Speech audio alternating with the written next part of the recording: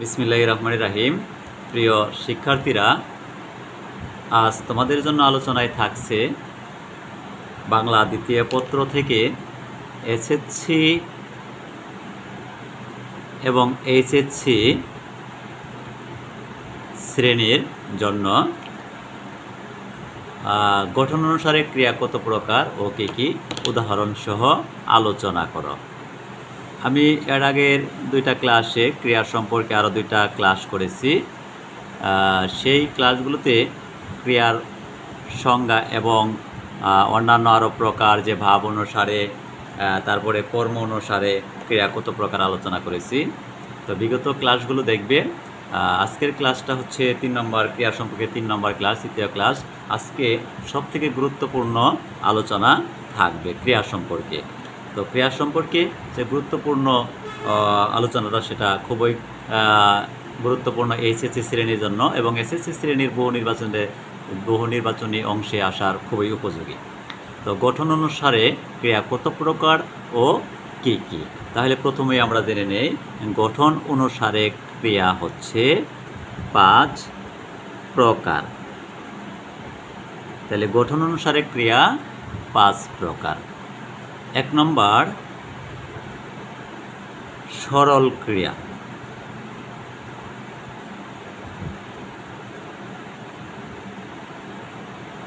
তাহলে গঠন অনুসারে যে ক্রিয়াগুলো আছে এর মধ্যে 1 নম্বরে আছে সরল ক্রিয়া।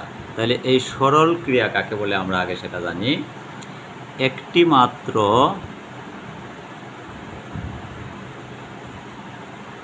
পদ দিয়ে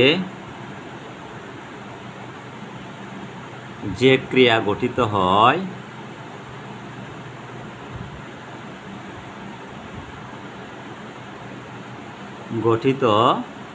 হয় এবং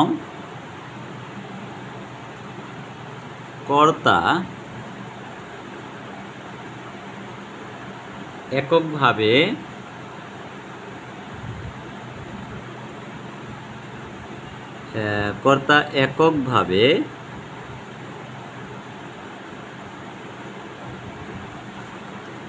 ক্রিয়াটি সম্পন্ন করে।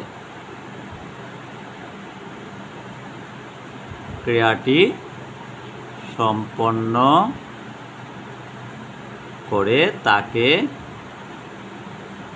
সরল ক্রিয়া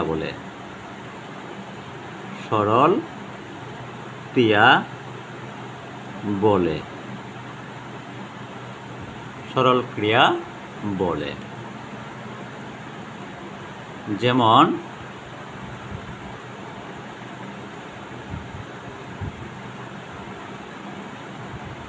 ছেলেরা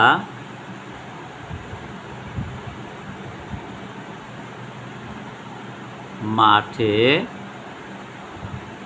খেলছে। তাহলে এই বাক্যে আমরা যদি সরল ক্রিয়া খুঁজি, এখানে কর্তা হচ্ছে ছেলেরা। কারা মাঠে খেলে? ছেলেরা, কর্তা। আর এখানে একটি মাত্র পদ দ্বারা ক্রিয়া গঠিত হয়েছে, সেটা হচ্ছে খেলছে। তাহলে কর্তা এককভাবে ক্রিয়াটি সম্পন্ন করেছে, কারো উপরে সে নির্ভর করেনি। তাহলে এই ক্রিয়াটা হচ্ছে সরল ক্রিয়া। 2 নম্বর প্রযোজক ক্রিয়া।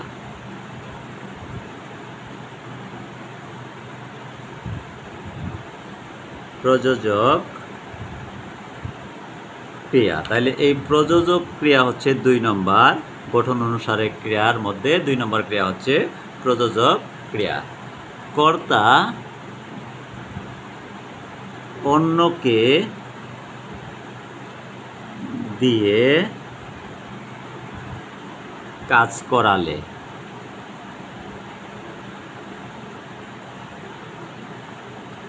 তাকে প্রযোজক ক্রিয়া বলে।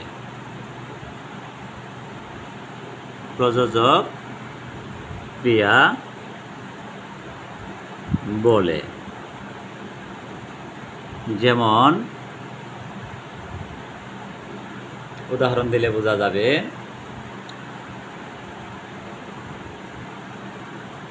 শিক্ষক শিক্ষার্থীকে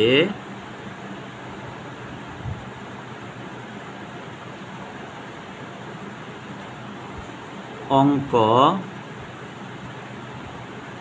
করাচ্ছেন। অঙ্ক করাচ্ছেন। তাহলে আমরা যদি এখানে খেয়াল করি যে এখানে অঙ্ক করাচ্ছেন, এই যে করাচ্ছেনটা হচ্ছে এখানে হচ্ছে ক্রিয়া। আমরা এটা নিশ্চয়ই বুঝতে পারছি, সকলেই তো নিশ্চয়ই বুঝতে পারছো যে করাচ্ছেন হচ্ছে এখানে ক্রিয়া। তাহলে এখানে অন্যকে দিয়ে কাজটা করাচ্ছে। এখন কাকে দিয়ে করাচ্ছে? শিক্ষক কি এখানে কর্তা? শিক্ষক এখানে আছে কর্তা হিসেবে। আমরা যদি এখানে খেয়াল করি, শিক্ষক হচ্ছে এখানে কর্তা। কে শিক্ষার্থীকে অঙ্ক করাচ্ছেন? শিক্ষক। আসলে কাজটি কিন্তু এখানে শিক্ষক নিজে করছেন না, শিক্ষার্থীকে দিয়ে শিক্ষক এখানে কাজটা করাচ্ছেন। এখানে এই যে অন্যকে দিয়ে কাজ করালে, অর্থাৎ অন্যকে এখানে শিক্ষার্থীকে দিয়ে অঙ্ক করাচ্ছেন। তাহলে এখানে এই যে শিক্ষার্থীকে দিয়ে যে করাচ্ছেন, এই কারণে প্রযোজক হিসেবে এখানে যে আছে শিক্ষার্থীকে, আর এর যে ক্রিয়াটা হচ্ছে সেটাই হচ্ছে প্রযোজক ক্রিয়া।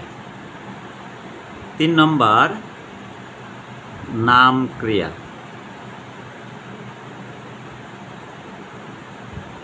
নাম ক্রিয়া 3 নম্বর গঠন অনুসারে ক্রিয়াগুলোর মধ্যে 3 নম্বর ক্রিয়া হচ্ছে নাম ক্রিয়া।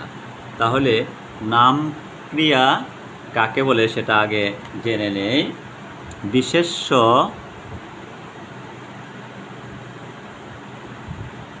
বিশেষণ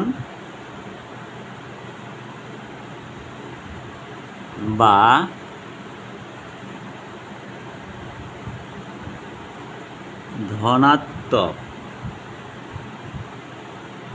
ধনাত্মক শব্দের শেষে আ বা আনো প্রত্যয় যুক্ত হয়ে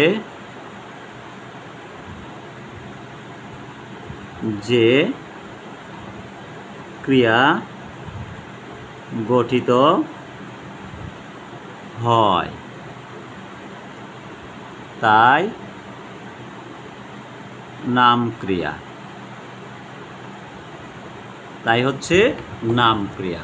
তাহলে সাধারণত বিশেষ্য বিশেষণ বা ধনাত্মক শব্দের শেষে প্রত্যয় যুক্ত হবে কি? কোন দুইটা প্রত্যয়?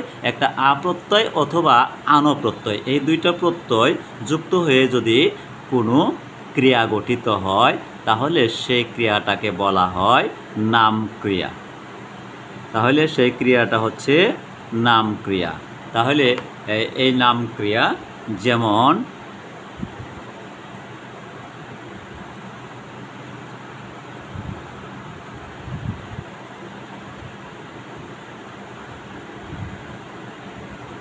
চমক,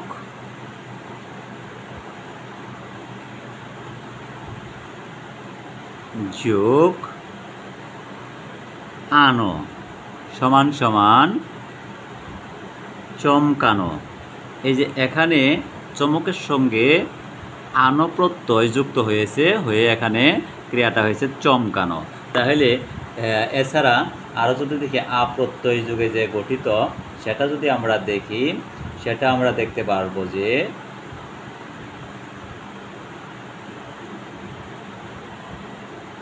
কম যোগ আ সমান সমান কমা। তাহলে এই যে কমা, এটি একটা ক্রিয়া। অর্থাৎ আমরা অনেক সময় বলি এই জিনিসটার দাম কমা বা কোনো কিছু কমে যাওয়া কমা, এই কমাটা হচ্ছে একটা ক্রিয়া। সেটা আ প্রত্যয় যুগে গঠিত একটা ক্রিয়া, এই কারণে এটাকে বলে নাম ক্রিয়া। তাহলে আমরা 4 নম্বর ক্রিয়াটায় চলে যাই। 4 নম্বর হচ্ছে সংযোগ ক্রিয়া। সংযোগ ক্রিয়া। তাহলে এই সংযোগ ক্রিয়া গঠন অনুসারে 4 নম্বর যে ক্রিয়াটা সেটা হচ্ছে সংযোগ ক্রিয়া। সংজ্ঞাটা জেনে নেই। বিশেষ্য, বিশেষণ,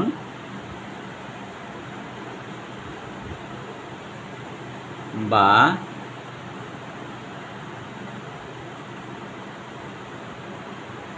ধনাত্মক শব্দের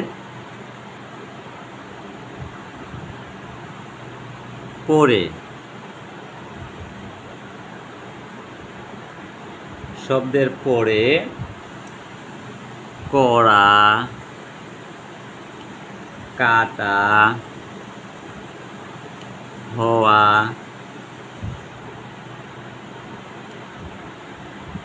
দেওয়া, ধরা, পাওয়া, খাওয়া, মারা,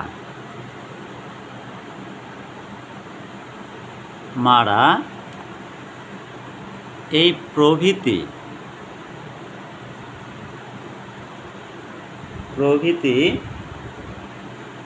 ক্রিয়া যুক্ত হয়ে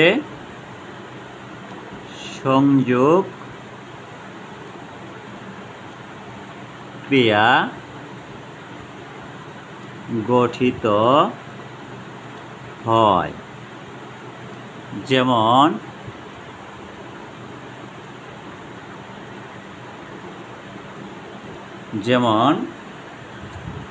গান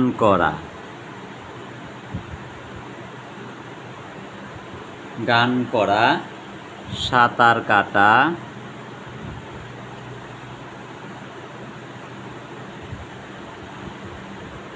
উদয় হওয়া,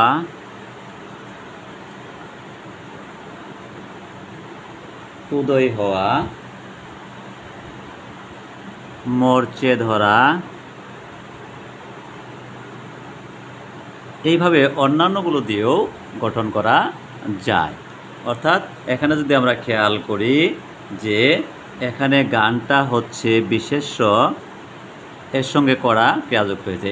এই সাঁতারটাও হচ্ছে বিশেষ্য, এখানে কাটা যুক্ত হয়েছে।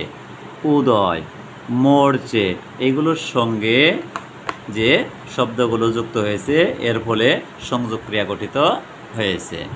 এরপরে আমরা আসি 5 নম্বরে, যৌগিক ক্রিয়া।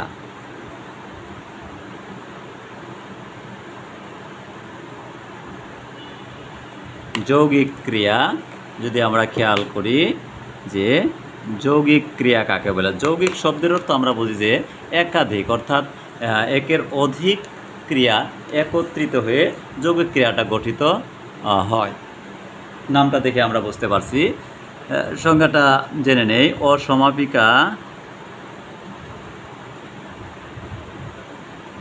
অসমাপিকা ক্রিয়ার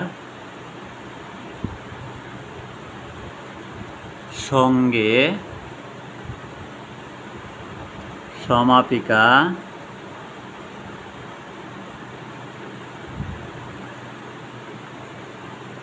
ক্রিয়া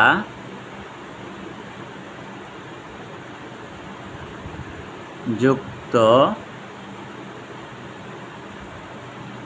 হয়ে যৌগিক ক্রিয়া গঠিত হয়। একটু সংক্ষেপ করে দিলাম, যদিও সংজ্ঞাটি আর একটু বড় হওয়ার কথা। যে অসমাপিকা ক্রিয়ার সঙ্গে সমাপিকা ক্রিয়া যুক্ত হয়ে যখন একটি ক্রিয়া গঠন করে তখন তাকে যৌগিক ক্রিয়া বলে। আসলে একটু ছোট করে দিলাম যে অসমাপিকা ক্রিয়ার সঙ্গে সমাপিকা ক্রিয়া যুক্ত হয়ে যৌগিক ক্রিয়া গঠিত হয়। যেমন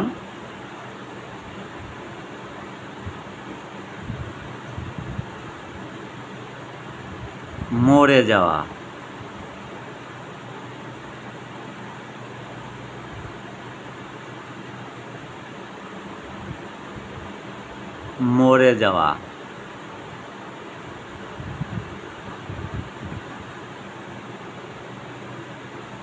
এগিয়ে চলা, এগিয়ে চলা। বেঁধে দেওয়া,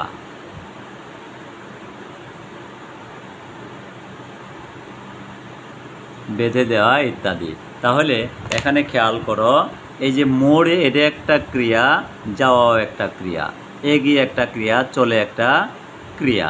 তাহলে এই যে মোড়েটা হচ্ছে অসমাপিকা ক্রিয়া, যাওয়াটা হচ্ছে সমাপিকা ক্রিয়া। এই দুইটা মিলে একটা ক্রিয়া গঠন করেছে মোড়ে যাওয়া, এগিয়ে চলা। তেমনিভাবে বেঁধে দেওয়া, এগুলো দুইটা মিলে একটা ক্রিয়া গঠন করেছে। তাহলে যদি একটি সমাপিকা এবং একটি অসমাপিকা ক্রিয়া মিলে একটি ক্রিয়া গঠন করে, তখন তাকে বলে যৌগিক ক্রিয়া। তো প্রিয় শিক্ষার্থীরা, আজকের আলোচনা এই পর্যন্তই ছিল, যে গঠন অনুসারে ক্রিয়া কত প্রকার ও কী কী, উদাহরণ সহ আলোচনা করো। আশা করি সবাই সহজভাবে বুঝতে পেরেছ। সম্পূর্ণ ক্লাসটি দেখলে আরও সহজ হয়ে যাবে, সকলের জন্যই অবশ্যই উপকারে আসবে। আশা করি সকলেই সম্পূর্ণ ক্লাসটি দেখবে।